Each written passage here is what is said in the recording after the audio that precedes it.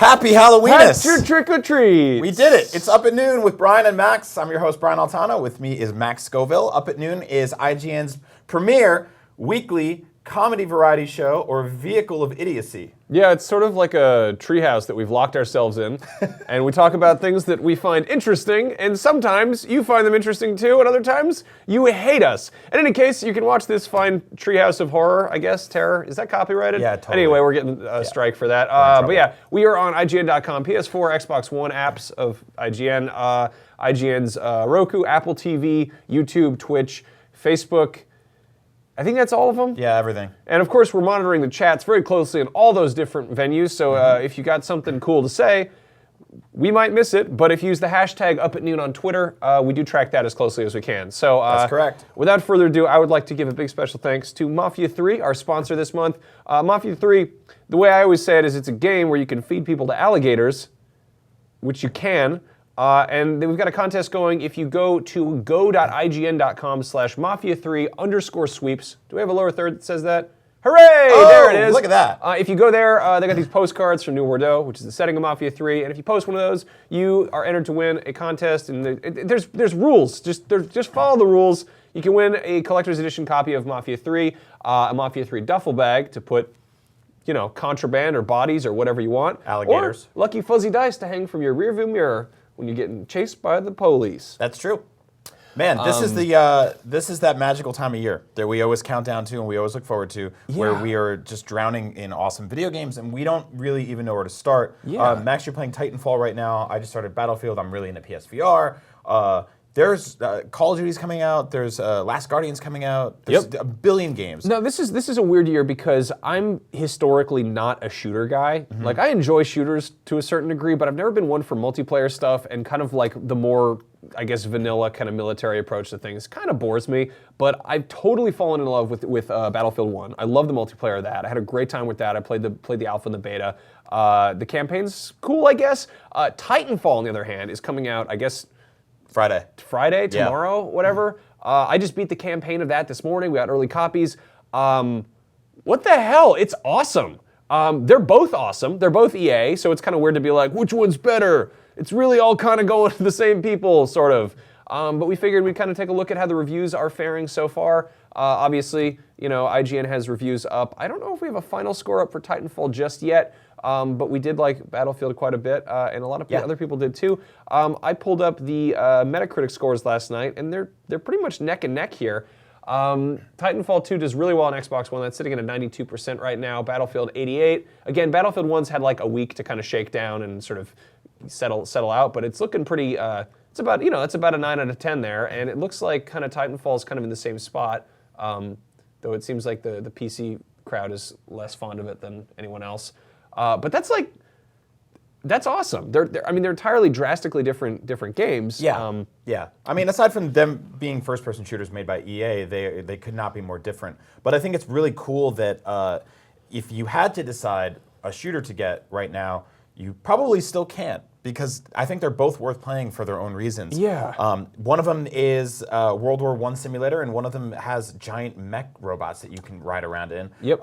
So it's kind of a cool thing, and it is a little weird to see both of these games coming from the same publisher within a week of each other. Yeah, and it's also it's interesting because like we're so used to being like, oh, Battlefield and Call of Duty, which is competing. Like Titanfall is made by kind of veteran Call of Duty developers. They kind of started their own base camp, and it definitely plays much more like a Call of Duty game. Like it's much more like more set piecey. It's faster. It's twitchier. It's just it's more kind of over the top. Whereas Battlefield is kind of like a little bit more realistic-ish. But then on the other hand, we've still got Call of Duty coming out in a couple weeks or whatever. It's kind of cool to track it like that, because like you're saying, like Titanfall was sort of built from the ashes of kind of a minor fallout that happened between some key members working on Call of Duty, and Battlefield has always been positioned as this sort of like the Call of Duty adversary the last few years, and now it's developed its own feel and its own tone. It's completely removed itself from being a futuristic military shooter. So now instead of EA sort of going head on with the Call of Duty franchise, they've got this kind of two-pronged attack. Yeah, they're almost hitting it like from having each a side. competition with themselves. Yeah, yeah. But it's funny because I mean, we're going to talk about this in a couple weeks. But like Call of Duty is coming out, and it's it's Infinite Warfare, which is they're going to space, and it's oh my god, it's such a huge departure. But at the same time, it also comes with Modern Warfare Remastered, so it's also kind of a throwback. And then you've also got Zombies, which is like this ridiculous like. Almost like kind of Zombies Ate My Neighbor's Blood Dragon, like goofy 80s setup. So that's like 3 different kind of takes on Call of Duty. Yeah. And then you've got EA doing Battlefield and then kind of like a robot thing. Yeah, I mean, and that's not even to account the fact that Call of Duty is now made by 3 different studios and that each one is sort of heading in its own direction and doing its own thing. I believe Sledgehammer's up next, which is really cool. I'm excited to see what they do next. Yeah, it's just a really awesome time for shooters, and I think like to have these 2 games that could not be more different from each other, coming out within a week of each other, is just a really awesome time. I mean, it's great because it's like you can kind of we're like, which is better? We're gonna make them fight each other, but really it's kind of like this is sort of awesome for everybody. If you like one more than the other, well, they're both great, so there you go. Yeah. And if you like both of them, then there's that. And if you hate both of them, then well, there's also a Pokemon game coming out this fall, so there's that. Now, I'm not a big multiplayer guy. I got really into Battlefront as you did, and you and I have had lengthy discussions about why, and we obviously, because it's Star Wars, right? Yeah. We're fans. Like, we locked into it. This is a great Star Wars character right here. Yes. Space Santa. NASA Claus. There it is. But I've been skipping the last few Call of Duty games because I just felt sort of fatigued by the story there. It got so obtuse and so ridiculous and over the top. Whereas Battlefield 1, I thought like has a really cool story going in. I'm really excited to finish that off. But you're playing Titanfall 2, which the first time around didn't really have a story. It had some sort of story baked into the loading screens of the multiplayer. They gave that kind of half answer with Titanfall 1 where they were like, hey, there's a story that's in the multiplayer. It's like, no, there's not. Yeah. I mean, there's a setting. That's not really a story. Like maybe there's flavor text in the codexes or whatever you pick up. But yeah, this is the first time they've actually come out and been like, here's characters. Here's a universe. Here's actually like an idea of what's going on. And end of the day, it is pretty much kind of a shooter in space. It's kind of military stuff. But I will say, I beat the campaign this morning. It's not long. It's like a good. I would say 6-ish hours. Like you can get through it in a weekend without feeling like you're really just burning yourself out. Which I think is decently long for a single player shooter campaign. Yeah, and it's really fun. Like it's a fun game to play. First of all, like mechanically it's all there, and then in terms of the actual like story setup, like it kind of hits you over the head with trying to be like, oh, it's a gritty, M-rated, manly AAA kind of aggro military thing. But as you kind of get into it, you're like, hold on now, this is Saturday morning cartoon. Like this is totally like some Exo Squad goofball nonsense. Like This is a good thing to hear. This is a buddy adventure with a big robot boy who's like it's kind of a little bit chappy, a little bit Iron Giant, but you're using like badass machine guns to make people explode into clouds of blood. The kind of the structure of the gameplay is. I think at a glance it's easy to be like, oh, it's a shooter with free running. There's some really interesting mechanics hidden in there. Like there are levels where you're just like you get a thing that totally throws you for a loop, and you're like, am I doing this right now? Yeah. Like, what's this? I don't want to spoil anything, but I was really, really pleasantly surprised with it. And honestly, it reminded me a lot of games that came out a long time ago. Like when shooters were kind of simpler but weirder at the same time. At that point where like you could rent a game and it was like. You'd take it home for the weekend and you'd play through the campaign. You'd be like, that was a good time. You have some friends over and screw around with the multiplayer. Yeah, the campaign just feels very like, it feels like a Mega Man game kind of. That's awesome. Like you fight these big robot boys and then you get new robot weapons for your big robot friend. And then, as you get through, it's simultaneously the best Mega Man game we've gotten in quite some time and the best Avatar game we probably ever will get, because in addition to big mech fights, there's also like these robot or these cat dinosaur aliens you gotta fight. But yeah, like on top of it just kind of feeling like sort of just wonderfully like unpretentious sort of throwback stuff, it's like, it doesn't have a season pass. They're pretty much like, hey, all the maps that we're putting out as kind of post-launch DLC, they're free. If you buy the game, you get them. Yeah. And there's a day one patch, but it's like 90 megabytes. Right. Megabytes. Which is the size of a picture of a day one patch. Yeah, for context, my save file in Titanfall, which I put up on the cloud, is like 13 or 14 megs. So I don't know what's in that patch. Yeah. But like, I mean, I saw in the Podcast Beyond Facebook group, people were just they just got a patch for, I believe it was Fallout 4. Yeah. And they had to like delete games off their hard drive because yeah, it was what the so hell? big, That's you know? nuts. But yeah, like Titanfall, I went in kind of being like, I'm gonna see where this goes. I'm curious about it. It's not groundbreaking story-wise, but Yep. I'm almost really happy with that. Like, it's kind of fun to sit back with something that's kind of loud and stupid and colorful and fun. I don't like Far Cry, for instance. Like the campaigns in those games are like 30 hours, something like that. Yeah. That's exhausting. You know, it gets to It's a a point lot. where like I want to beat a game. Like I want to fight a last boss, and I don't want it to be like something that takes me over a year to do. Like I spent like I don't even know how many hundreds of hours in The Witcher, and obviously that's a different kind of game. But Sure. like sometimes like time sinks are awesome, but sometimes you just want to burn through something and have a good time, and then jump into multiplayer and screw around with your friends. And Titanfall seems to be nailing that. And one of the big complaints that people had with the first game was that all the post-launch maps and stuff were paid. Yeah. So it totally fragmented the player base, and they're totally not doing this time around. So, I mean, Is this like good guy EA? Because I kind yeah, of what like the hell? this, Like I saw right? Vince Zambella tweet it out, and then somebody like one of the first replies was, "Does EA know about this? Because they're gonna be pissed." But yeah, Titanfall 2, it's out this weekend. If you're even remotely curious about it, Yeah. I think check it out. It's fun as crap. So there you I go. love it. I cannot wait to play this game. Like I said, I'm not going to play a ton of multiplayer. Maybe I'll get into it a little bit. Yeah. But this is all great stuff. I love Exo Squad. I love Mega Man. I love robots. And I love really awesome first-person shooter campaigns because we haven't had a great one in a while. We got some really cool news that broke this morning about sort of where the Nintendo Switch is heading and how the screen, for the first time ever, will be a multi-touch screen. Wow. 720p.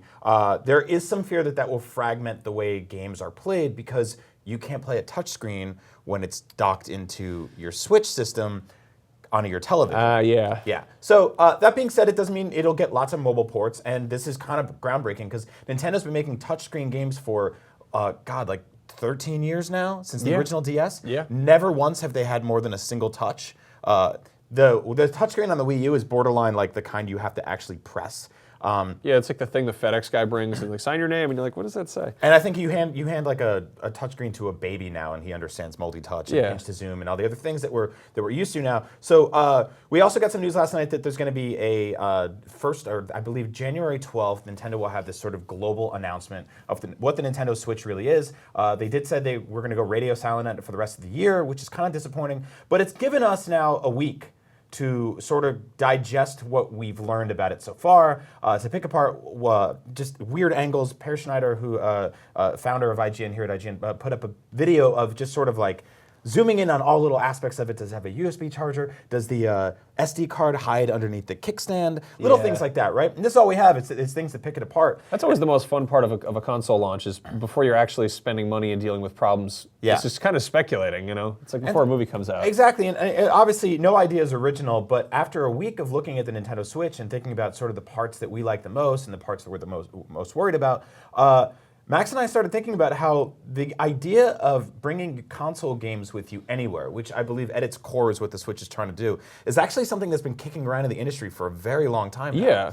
I mean, you stop and look at it, and like Nintendo invented portable gaming. Yeah. Like even before the NES, you had like Game & Watch and stuff, and then the Game Boy, which was really the first like modular game system you could take with you on the go. Yep. And then since then they've kind of been like experimenting in the console space and getting a little bit weird. Like I mean, the thing that we're all comfortable with the touchscreens is like that's all in smartphones, but they were doing the DS before that. So it's pretty exciting to be like, oh, they're finally fusing this together, but it's kind of funny to also stop and think that like they're not the only ones who've been toying with the idea of fusing portable and console experiences. So Exactly. So let's start with 1995, a magical year where Sega was sort of beginning to go kind of insane. They hadn't totally lost their minds yet, but they put out a system called the Sega Nomad, which is like, first of all, one of the weirdest systems I've ever seen.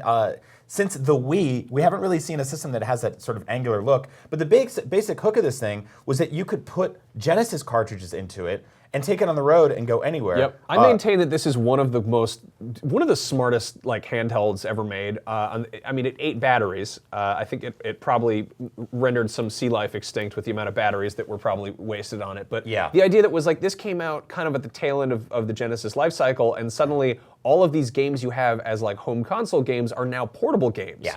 And like this is at a point where, I mean, you know, the Game Boy was the most, we had like the Game Gear and the Game Boy, and those are both like 8-bit things, and then you're looking at like 95, you've got games like Chrono Trigger coming out, but the fact that you could take something like Comic Zone or Vector Man on the road with you is awesome, and then you could even take it to your friend's house, and that thing in the upper right corner is a video out, so you could plug it into your TV and use it like a regular. Yeah, it's so cool. Sega was really into some weird stuff back then. They had the Game Gear, which you could buy a TV tuner for and actually watch television shows on it. That's pretty nuts. Yeah, they've been like kind of trucking along as this weird alternate dimension Nintendo, just deranged toy company for years now. So fast forward 5 years, Sony was kind of also doing the same thing. The PlayStation was out there in the wild, had like a healthy ecosystem, lots of games for it. People loved it. It was also kind of the dawn of cell phones and of like small portable screens. Like we were seeing the beginning of those weird little DVD players. Yeah. They put out the PS1, which was one of those confusing, again. Or the Pizzone. Yeah, the Pizzone. I don't even know what this cell phone's doing here, but clearly something.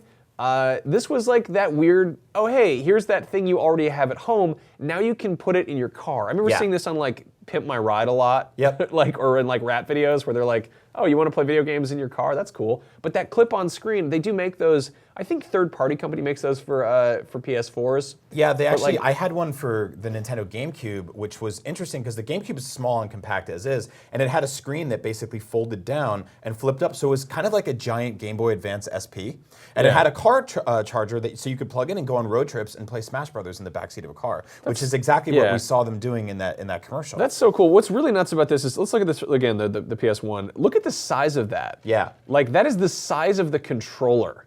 I can't think of like really a whole lot of other systems that have like downsized that quickly. Like there was that weird Wii Mini that came out. That was like this minuscule red box that nobody bought except because it only came out in Canada or whatever. For scale, the circle in the center is the size of a PlayStation disc or any CD really. Yeah. So you're looking at about 1.5 inches off each side of a disc. You can almost fit that in your pocket. But like that's such a cool thing to like put out when that was like 5 years after the first one came out. Yep. Anyway, meanwhile, more recently, 2013, we started to see some weird kind of PC peripherals coming out. NVIDIA put out the NVIDIA Shield, which was kind of an odd like experiment with remote play. It wasn't exactly a console in and of itself. It ran Android. You could play Android games on it, but you could also stream games from your PC gaming rig to this. Yeah. So you could like take a dump and play Skyrim, which is one of the huge selling points of the Nintendo Switch, obviously. And then meanwhile, Razer put out the Razer Edge Pro, which was like a regular tablet in the center. I mean, it was kind of like amped up for gaming stuff, but it had these weird like this peripheral where you snap on some handlebars and these weird vertical controllers on the side, which is what they're calling the Joy-Con L and R, basically. The two controllers you see snap onto the side of your Nintendo Switch. Yeah, and then there's this, which is out in the wild this year. This is a Chinese device. I think it runs Windows. Yeah. And it's basically a little tiny gaming PC, but those things on the side are removable, so it is really, I mean, I don't want to point any fingers, but I'm pretty sure this was designed based on the design specs that were leaked of the Switch. Yeah, that's an interesting chicken and egg sort of situation, because we've been reading about the Switch rumors for a very long time now. We knew everything but the name and the branding and design, basically. But we had ideas based on patents and all these other things of what this thing looks like. This actually has those controllers that slide off and click on, I mean, just like the Nintendo Switch. I think somebody looked at the patent filings that Nintendo put out and was like, huh, that's a cool idea. All right, I'm gonna get my boys together. We're gonna build something. And then finally, like, this isn't a matter of like who did it first, it being a competition. Like, good design comes from iteration and from borrowing and from ripping off in some cases. But Nintendo themselves kind of have been doing this for a minute too. Like, that is the prototype for the Wii U gamepad, and it looks mighty similar to what we're getting with the Nintendo Switch. It's just you're clipping on a couple controllers there on the sides. It's really funny looking. I love seeing their prototype stuff, by the way. They had one for the original Wii controller that was basically a giant star that was just a win button. They're like, what if you played games with a star? Tim Carrick on Twitter says, the PS1 was super popular when I was in the Army. So that's the kind of thing where like it's modular, right? You can bring it anywhere and you can plug it into anything you want, and you just have video games on your bed. Like, Yeah, that's really cool. Anyway, as you might have been able to tell by all these very seasonal pumpkins we have gathered around us, Halloween is almost upon us. It's really kind of awkward because it's like the Thursday before, which is like not quite dress up time, and it's on Monday, so that kind of sucks. But whatever. You and I have we've actually, as per usual, like we did last year, gone head over heels with stupidity and really worked hard on our costumes. Not these. These are just ones we pulled out of our prop closet. Yeah. But what are you being? Willy Wonka, like the Gene Wilder version. Okay. Original. I'm being Venom Snake from Phantom Pain. I've probably spent more time and money on this costume than I've spent on anything else, so I'm probably going to drag it out to a convention and cosplay as Snake and you totally should. creep around and hide in garbage cans and stuff. But in the meantime, if there's an iconic or famous video game character that you want to dress as, you have a few days left to get your costumes, but we're here as a service to you to let you know that there's 9 of them that you very specifically should not buy, and we're going to take a look at them right now because they are not great. So here's the 9 worst video game Halloween costumes of 2016, starting with Pokemon Youth Ash costume. Wow. Oh no. Okay, so let's get down to this. It's not necessarily a terrible costume. The actual pants are pretty cool. The gloves. I mean, this is that sort of a hybrid between the Ash you see in the game and the Pokemon trainer from Pokemon Go. Yeah, but then it's got these nightmare eyes. That's where it all falls apart. Look at those eyes. Look on the right. Look into the soul of those terrifying oculars right there. That's really upsetting. I don't like it. I don't want to look at it anymore. It looks like something from an actual horror movie. Yeah. So hopefully the next one's less scary. Oh wait, Nope. it's not at all. So you know how like the Michael Myers mask in Halloween is just a Captain Kirk mask painted white? Yeah. If you took this and you painted it white, I think it would look like a legit horror monster. Oh yeah, like it would look like a nightmare. Yeah. And look at that. They didn't even get stripes on the costume. It just looks like a weird like hazmat suit. It's also like, what? Just put the eyes where the eyes are. These offset eyes are terrifying me. Again, the costume itself is just sort of like, you know, like unitard pajamas or whatever. Yeah. Like it's just like a yellow man. Really snuggie. upsetting. Anyway, next up we've got, oh God. Okay, so my favorite thing about this one, two major things here. One is the sort of discrepancy between hand and feet sizes that are happening across the board with everyone here. Mario's legs being that small is absolutely a game I want to play. 2, Yoshi's face is just like, I'm dead. He looks like a taxidermied dragon. Yeah, I think the worst part about this would be if it got deflated halfway through the night, so you're just walking around with like a flaccid dinosaur sticking out of the front of you. That's what I don't get. Like, are you pumping air into this Wait, thing? hold on. It includes inflatable jumpsuit and batteries. Mustache and hat not included? What? That Who sucks. signed off on that? So you're just a man? That's terrible. You gotta grow your own. Oh yeah, remember that part where Mario's not wearing his hat or mustache? I don't. Oh my God, that's really awful. weird. You just look like a weird disfegged man riding on a long-legged dinosaur. Can you get rid of? I don't want to see this anymore. Oh, here he is, Super Mario Brothers Donkey Kong adult headpiece. I like it how it's Super Mario Brothers. You're probably thinking these are horrible bootlegs. Most of these are officially licensed, and that's why this is crazy to me. I think this is kind of interesting that like if you have 5 minutes and you need a costume and you want to scare a bunch of people by looking like a sort of like a gorilla cone head and you don't want to be Harambe, this is a good look. I don't like that messed up choker necklace thing going on underneath. Like, it looks like you skinned Donkey Kong and got inside of his body. Or that he's eating your head very slowly. Yes. That's very bad. Not good. Yeah, I like how Nintendo's like, we don't want our games on other platforms or to sell them for too cheap. That would damage the brand. Anyway, Rubies, take it away. What the... It's Pixel Boy, my favorite Minecraft enemy. What in the wet golden hell is that? What kind of like censored mailbox is this? Yeah, this is awful. like a GIMP block. Oh, I don't like this at all. So obviously this is supposed to be a Minecraft creeper in off colors, but with the like... This looks like an S&M quilt. This sucks. Get that out of here. Ah! Oh my God! I don't like it. Okay, I don't like the hands at all in this thing. There's a lot of Skylanders costumes, and they're really funny looking because they strike the balance between looking like a video game character and a giant toy. This one specifically, again, it's the discrepancies between the size of things. The head is huge, the hands are huge, the wings are small, the legs are like weird 70s pimp pants. It just looks like one of the vampires from Dusk Till Dawn. Like that's the thing is like when you see Spyro and he's got like a cute little funny head and you're like, oh, it's a dragon, that's cute. In this case, it just looks like an actual like a demon. Again with the eyes. Really scary. I don't know why one of these is $6 more, maybe in size, depending on how much you want to scare people. How large is your child and how terrifying do you want him to be? Yep. All right. Oh. Hey, here it is, the Turd Death Halo Spartan Lock, officially licensed again. The Halo guys are like, yeah, you got 40. That's the other thing. This is a $62 costume. Oh, that's on discount too. It's regularly $80. That's absolutely nuts. Like, I mean, you just look like a weird like motorcycle dude, but with this helmet that looks like it's made of clay and yeah, poops. or if like the Michelin Man got like stabbed with something and they had to fix him with duct tape and like. It looks like the guy they fight at the end of Batman vs Superman. Oof, real bad. It's awful. And then there's this one for casual gamers everywhere. It's Candy Crush. That's right. That iPhone game in bootleg form is now on your entire body, and you can put your arms up like you're getting arrested. What a terrible costume. This is not a good one. Awful. Yep. Oh, I thought we had to blur something for a second. Here we go. Blue Animal costume. Ah, yeah, the Blue Animal. The Blue I don't know about Animal you guys. romper. I love Blue Animal. Must move quickly is his famous catchphrase.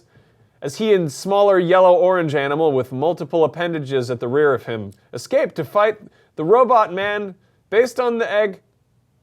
Also, they gave him one cone.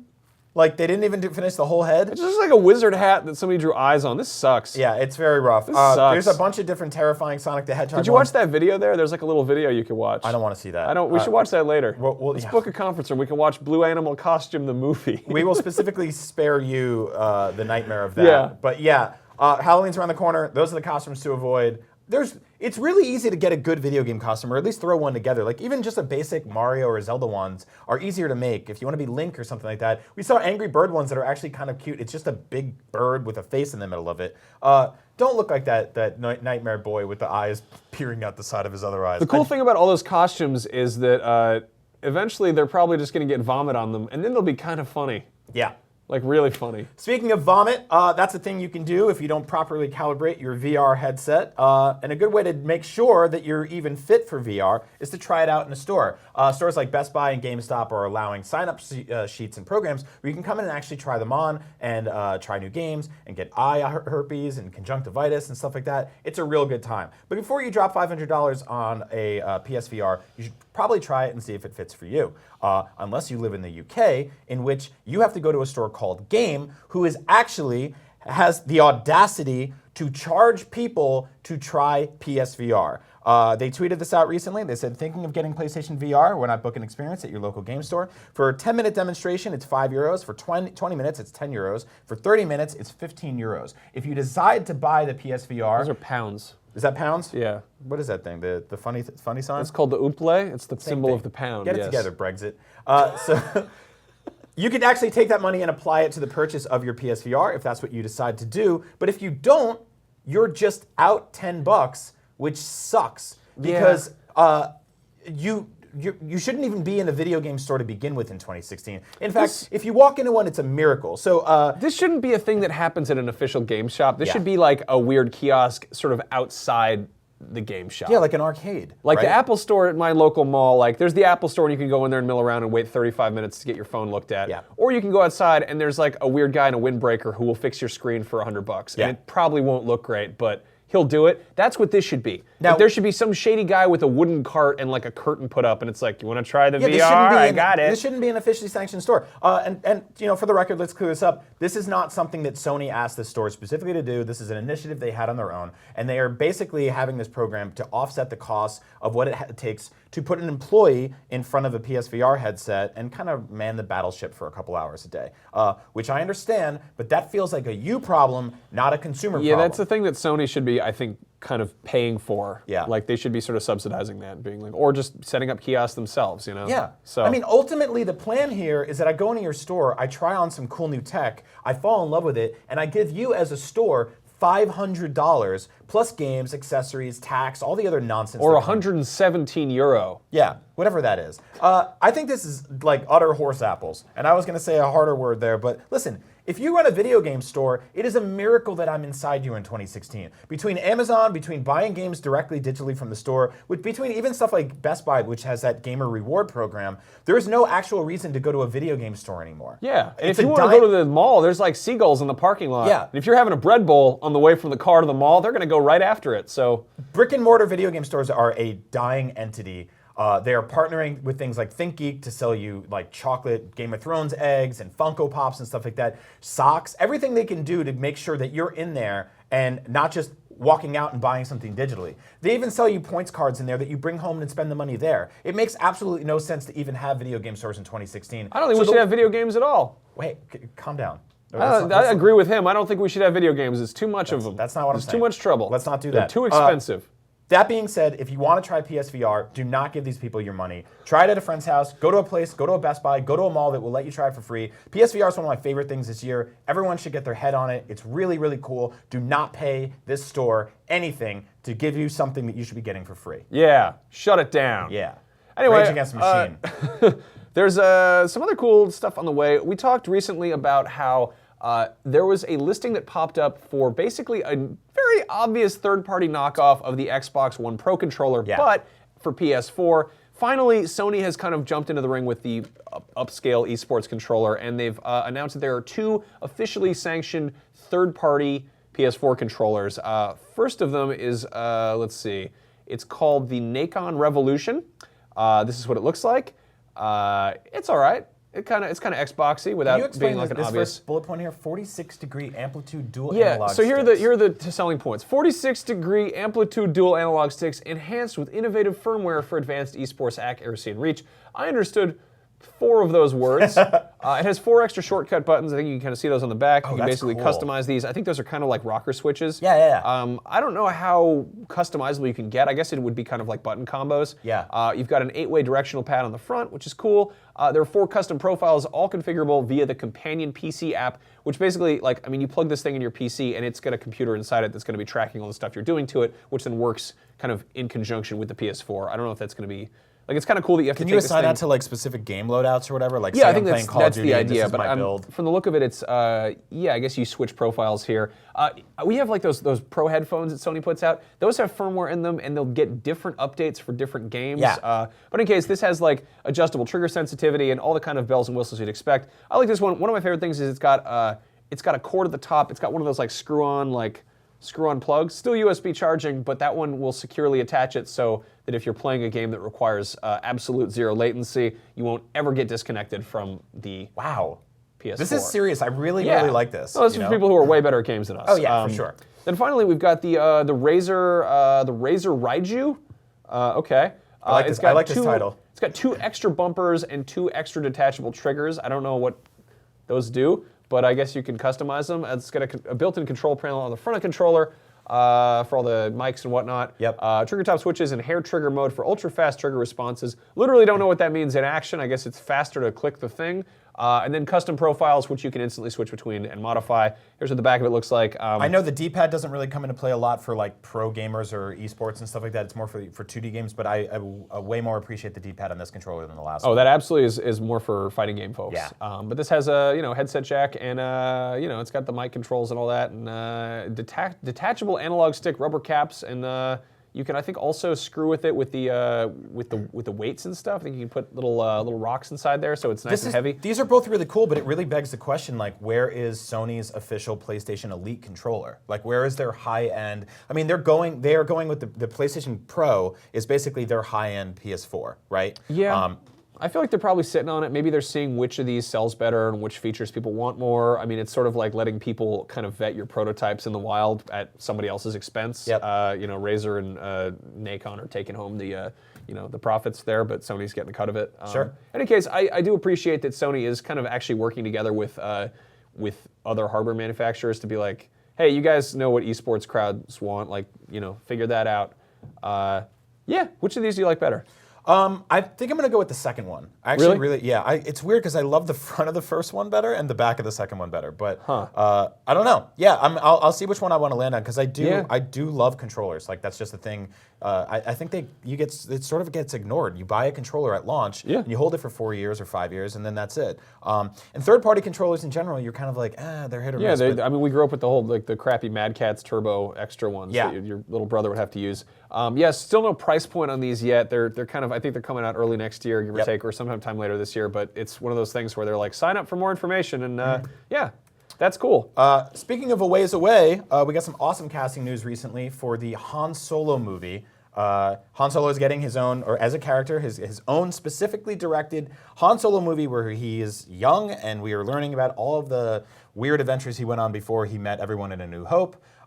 We got news that Donald Glover is playing Lando, which I've warmed up to a lot. My issue with it to begin with wasn't really him as much as it was this entire movie. I was like, I didn't need to see Darth Vader on a date. I don't need to see C-3PO as a robot boy. The difference is C-3PO is kind of like a one-note character. Yeah. Darth Vader is entirely a transformative character. Like, I kind of like the intrigue and mystery behind him. Han Solo, it alludes to his previous adventures. Like, we get hints of it. Like, oh, he does the Kessel Run in 12 parsecs. Yeah. He sees Lando, and Lando, what am I saying? And he's like, hey, old buddy, old pal, and they've got like this existing relationship, and it's kind of like, what is that? Where'd that come from? Yeah. And like, actually, some of the first expanded universe stuff that was ever put out was Han Solo Adventures. It wasn't like the further adventures of Luke. It was like, what was Han doing that got him in all this trouble in the first place, you know? Yeah, I think like with Luke, you kind of get, he was a boy on this sand planet and he was doing some farming stuff. Yeah, he was like, he was going to Tashi Station, picking up power converters and hanging out with Biggs Darklighter and Cammy and Wormy and Fixer and all that. You can actually see in deleted scenes from A New Hope. But yeah, Han Solo, much more interesting past. People keep saying like, this is the Star Wars prequel that nobody asked for.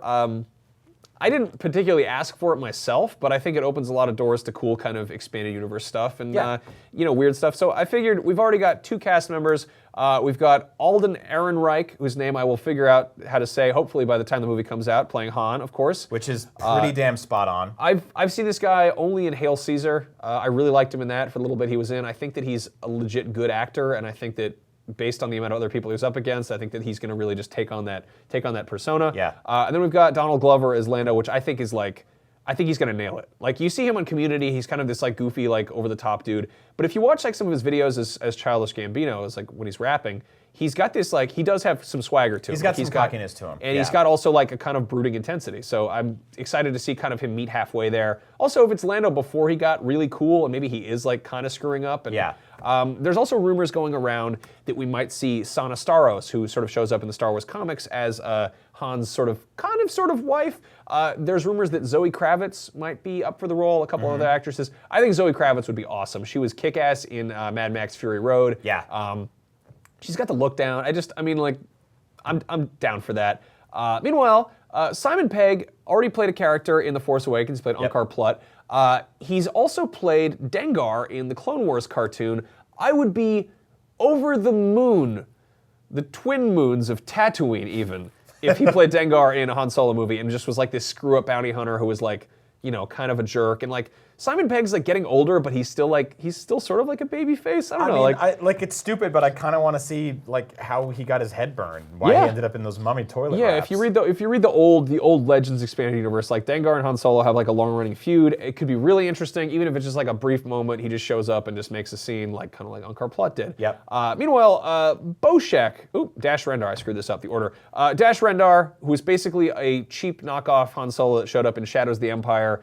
I think it's suggested in there that he and Han have like an existing relationship. Chris Pratt would be so perfect for that, even if it was just like a really brief bit role. Which is really interesting because Dash Rendar's entire existence is based on the fact that they needed a Han Solo while Han Solo was in carbonite. Exactly, yeah.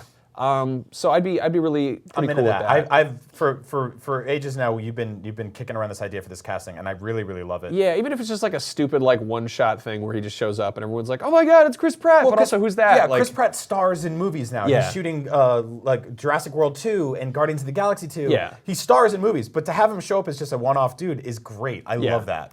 Then, of course, this is a weird one. Boshek is the smuggler who you see in the Star Wars cantina when Obi-Wan first talks to Chewbacca. He's like a totally weird throwaway character. He's just another smuggler. He's kind of a doofus. Like, if you go read the old like the short stories and stuff, the Tales from the Cantina, he's just kind of another rogue. But I think Clifton Collins Jr., who you might have seen in Pacific Rim, he's 187. on Westworld right now. Yeah, he's one of the many scruffy cowboys. He's got this like rockabilly vibe that would just be really cool. Like, I mean, Boshek's kind of a throwaway character. Clifton Collins is one of those actors who's like, he's kind of a character actor, but I'd love to see him in here, even if he just shows up and is a smart ass to Han or something. This is a kind of a long stretch here. In the old Han Solo adventures, he has a robot named Bollocks or Bolix. I think in the UK they call them something different because Bollocks means testicles. He's sort of like this overly analytical, not protocol droid, but just this droid. And then he has sort of a buddy who's this little computer. That's that thing in his hand called Blue Max, which is basically a hacking computer that talks. Yeah. So it's kind of a similar kind of relationship to like R2 and 3PO, except if R2 spoke English. I would love to see like Patton Oswalt being this like sassy little cube, and Idris Elba being this like slow and measured robot. And again, it would just be like, their voices and stuff. But God, I love that. yeah, so, and then this guy, Galandro, this is like a deep cut character. He's basically one of the first bounty hunters. I think this is in a book that came out before Empire even showed up, so we didn't even know who Boba Fett was. But he's touted as being like the fastest gunslinger in the Star Wars universe, and he has this whole showdown with Han Solo, and he's kind of this older dude who's got like beads in his mustache or whatever. Yep. I'd be cool to see Jeremy Irons really just do anything, It's weird that you're picking a lot of very old actors to play young characters. I could see that working though. Yeah, I mean, this is not a young character. He's supposed to be kind of like a grizzled old dude. Even during this time? Yeah, I mean, it's like this is that story when he was introduced was before A New Hope. Anyway, finally, screw it. He's been in every other cinematic universe so far. Hugo Weaving should play Prince Shizor.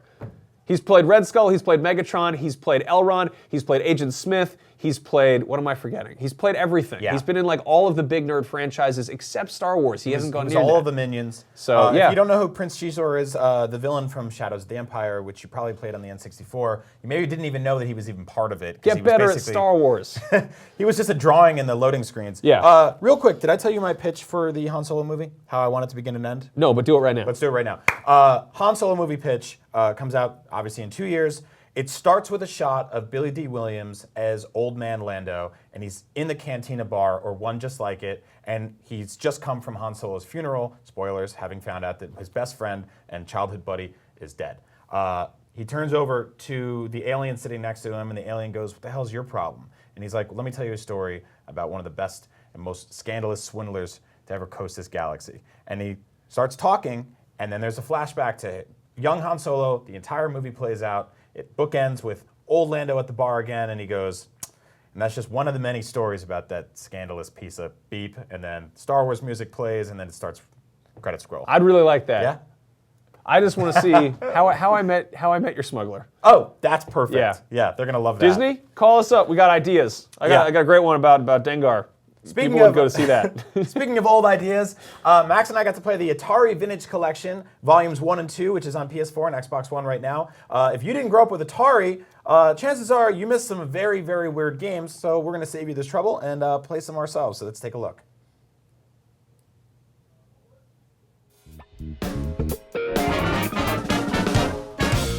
Hey, what's up, guys? It's Brian and Max, and we are checking out Atari Flashback Classics Volume 2. This is a 2-volume set. It's on PS4 right now, or at least that's where we're playing it. Yeah. And it's a collection of old Atari arcade and console games. Did you have an Atari or go anywhere near an Atari?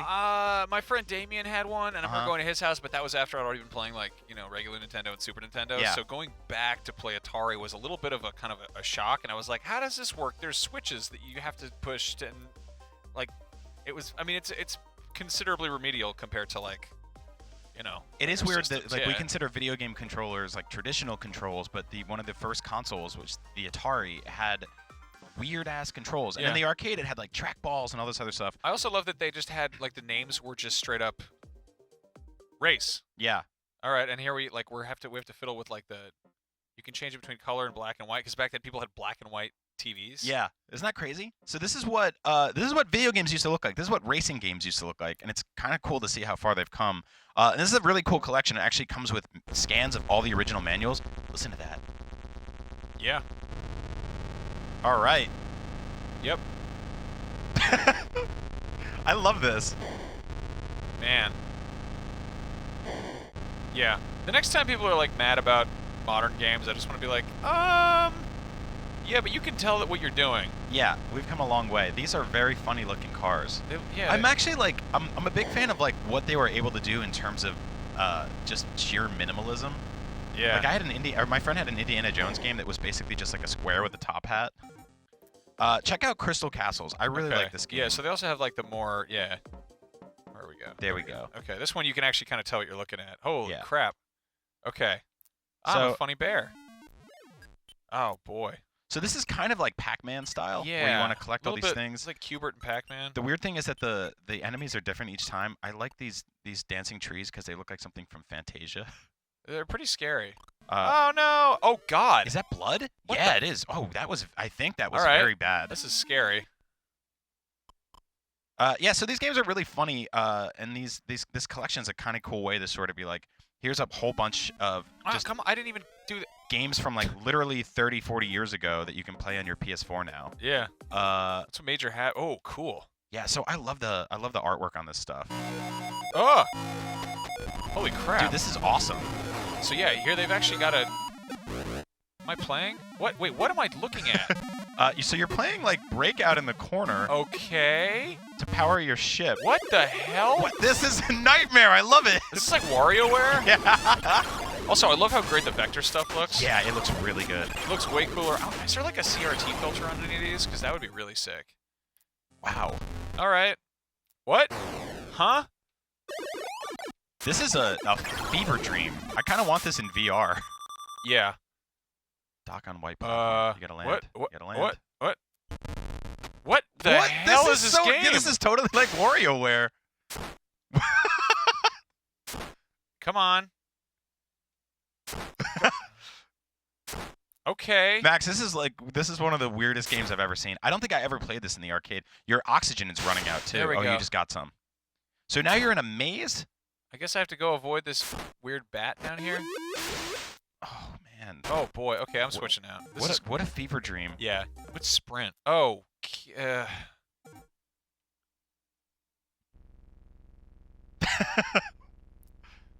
God, these are so cool. Like these are the kind of games that you could run on like a calculator now. Yep. All right, that's enough of that one. Have you played Breakout? Breakout's a classic. Oh hell yeah. Yeah, this is always good. Come on. Come on, What's little the- one. What's the button? There we go. Ah, crap it. So this was It's originally actually played really- with a trackball, so Yeah, it's interesting to it's- play it. I'm playing with the joystick. It's kind of You can also play with the arrows, which is a little bit easier. But yeah, I wonder if someone's gonna get like a trackball peripheral for. Yeah, I don't know if it's worth it to do all that. What about Red Baron? Oh, Missile Command. This is a classic. This is what good old John Connor was playing. Yeah, Terminator. this is Have you seen King of Kong? There's this guy Roy, No. Mr. Awesome, who's like the expert in this game. I love this game. This is one of those games that I really like. I feel like Yeah. they kind of. And this was another trackball game, so it's cool to see these things running. Oh, you're about to get bombed. Come on. Ah. Damn it. Yeah, all the art is gorgeous. It's just a cool little collection. I'm out. Oh. So that's Atari Flashback Classics, or Classic Flashbacks. There's 2 volumes on the PlayStation Store right now. You can get this on a bunch of different consoles. Basic math, my favorite. Double Dunk. Hold on, let's check out some basic. This is great. 9. What? How did we get that wrong?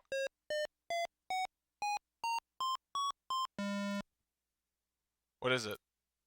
I think it's like 16. It's about 50.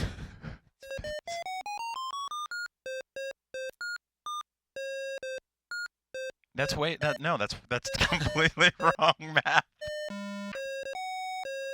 It was 15. Video games have come a long way, but you know what hasn't is our math skills. It's actually worse than ever. Oh, it was 9. Man. So for all your walkthroughs on video games such as basic math, or sprint, or race, keep it right here on IGN.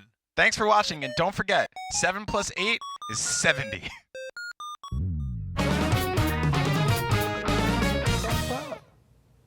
Math, y'all.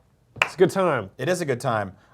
We cover video games all the time here, but sometimes it's nice to get away from the screen for a little bit and look at a book. A book about a video game. So Viz, the publisher, they sent us a really cool kind of Super Mario Brothers manga collection a while back.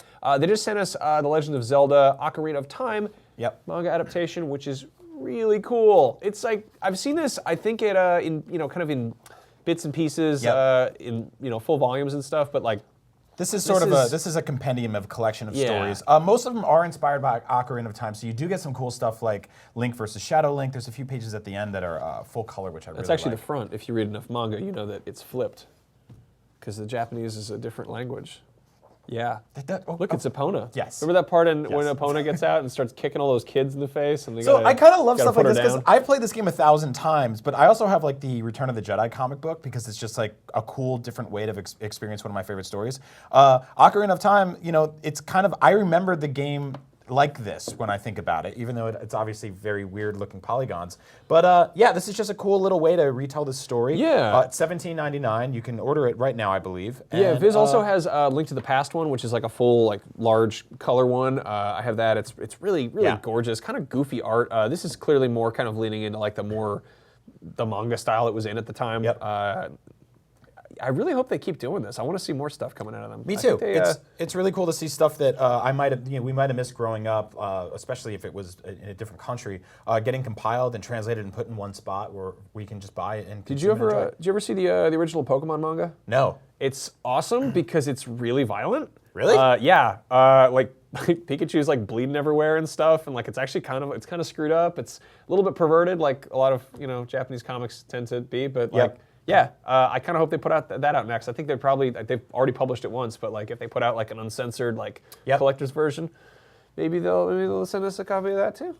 Speaking of age-old drawings come to life in the modern times, Deadpool 2 is happening. Deadpool 2 is happening, sort of. Most recently, the news was Tim Miller, the director of the first one, left the project because of creative differences with Ryan Reynolds, and everyone is like, man, who should direct it now? And for whatever reason, there is a change.org petition trying to get Quentin Tarantino to direct Deadpool 2. Yeah. Which is sort of a cool idea in theory, but it's also a terrible idea completely. Yeah. So here's why that shouldn't happen. First of all, Quentin Tarantino is all about his personal mark on a film, which is not respecting source material. Like, he's going to go in there and be like, all right, what's this Quentin Tarantino movie about this weird healing ninja look like? Which, first of all, doesn't sound like something he'd want to cover at all. But like, he'd go in there and he'd screw it up. Like, I love his stuff, but he would go in and make it his own thing, and that wouldn't really be paying homage to the original comic stuff. So there's that. Then, of course, there's the fact that Deadpool is all about like contemporary comics and pop culture. And Tarantino's always been kind of like a weird old like film nerd who's making nods to like esoteric movies that you've totally seen or not seen or forgotten about or whatever. I mean, very specifically recently, he had some not so kind words to say about Netflix's Luke Cage, saying that he would have loved it so much more if it was set in the 70s and it was more about blaxploitation. And it was like, well, yeah, but they made a modern version of the character, so we kind of have an idea of what his take on something would be like that, you know? Then, of course, there's the fact that like, obviously, special effects don't make a movie, but the action sequences in Deadpool that Tim Miller did were awesome because of Tim Miller's background in CG. Like, before that, he had been making those, like, CG trailers for games. Yeah. He founded Blur Studios. He knew what he was doing with, like, a large budget and a small amount of time, and then when he was given a large amount of time and a small budget, I think he knew how to kind of, like, budget accordingly. Tarantino's the kind of guy who can get a pretty big budget for his movie, and he's like, yeah, let's shoot it on large film. Let's do like large, expansive, establishing shots, and let's hire, respected actors. He's not really an FX guy. Like, even the special effects in Kill Bill were kind of just fake blood everywhere. Yeah, for sure. And like you said, like FX is incredibly important to a character like Deadpool. I would say to the movie franchise specifically that demo reel they put out a few years ago is what generated all the audience excitement and got it sort of the momentum going to help that movie become one of the highest grossing of the year. Yeah, and obviously if you attached Quentin Tarantino to something like Deadpool 2, it would be a lot of hype, but that said, Deadpool was Tim Miller's first movie, so he was like really trying to prove something. I think that's part of the reason it was so awesome, is that he really gave a crap. At this point, Tarantino doesn't need to prove anything to the public. Like, he can do whatever he wants. He's always been kind of a rude dude. He's kind of off the cuff, and he doesn't really make movies that are appeasing any kind of fan. Like, he's not about fan service. And obviously movies should be the director's call, but at the same time, with something like Deadpool, it's like, you could just make an original ninja movie. Yeah. So that said, if you insist on giving an X-Men property to Quentin Tarantino, I propose you give him Dazzler. Dazzler. Yes, Dazzler. That Dazzler. This Dazzler. The totally ridiculous Alison Blair disco mutant from the late 1970s, who almost appeared in a movie when Marvel was sort of way too coked out in the late 70s, early 80s. That movie would have had Kiss and a bunch of people in it, the Bee Gees probably. I don't know. This was pretty insane. Screams Tarantino. I love this. This would be a cross between Kill Bill and Jackie Brown, Yes. essentially. Yeah. I mean, this is a woman who absorbs disco music and converts it into energy that she uses to shoot at people. This will never happen. This will never happen. If Nope. it happens, I will cut off one of my fingers and eBay it, which they don't even allow anymore, but whatever. We'll talk to them. We'll work out a special deal. We'll do it for charity. On that note, yeah. Quentin Tarantino's Dazzler. Where's the change.org petition for that, huh? Make that happen. I want to see Deadpool 2 real bad, but You- I don't want to see Quentin Tarantino's version of it. You and I saw Deadpool in theaters together, and I think that like in some weird universe in 5 or 10 years, if you do a Spider-Man Sony type thing and you reboot Deadpool completely, give it to Tarantino, maybe have him do like a one-off hour-long special for Netflix. I'd like to see him do something with that. But the fact is, this is a movie that exists now. This is a universe that exists now. This is a sequel that sort of needs to tonally carry over some of the achievements from the last one. I mean, if we're going to see like weird auteur directors doing their own thing with existing properties, I would like to see it done like the trailers were in Grindhouse. Yes. Like, get a bunch of really big directors and get a bunch of throwaway, bizarre, like, Tarantino should do like Werewolf by Night or Man-Thing or something. Like, in a different world, I would have said Doctor Yeah. Strange, but like, yeah. You and I talk a lot about like that weird era where like John Kay from Ren and Stimpy did a Yogi cartoon, and it was just like, who let this man do this? This is great. This is awesome. Like it's sort of like hearing like a reggae cover of Radiohead's Karma Police. Yeah. You're like, this is so weird and so different and so unfamiliar, but still sort of nurturing to me. So yeah, something like that would be great. I think in the future with the way Netflix is and Hulu and stuff like that, there's a medium and there's a place to say, here's a director, here's a character, here's a short piece. Yeah. Throw it out there. It's not even canonical. It just exists. But for now, let's get Deadpool 2 back on track. So on that note, we have great news. Speaking of movies that get made and shouldn't be made, or maybe were made and could have been made better, the legendary, infamous video game director, Uwe Boll, or Uwe Boll. Yeah. Boll, whatever, he has retired. He's announced his retirement. That's it.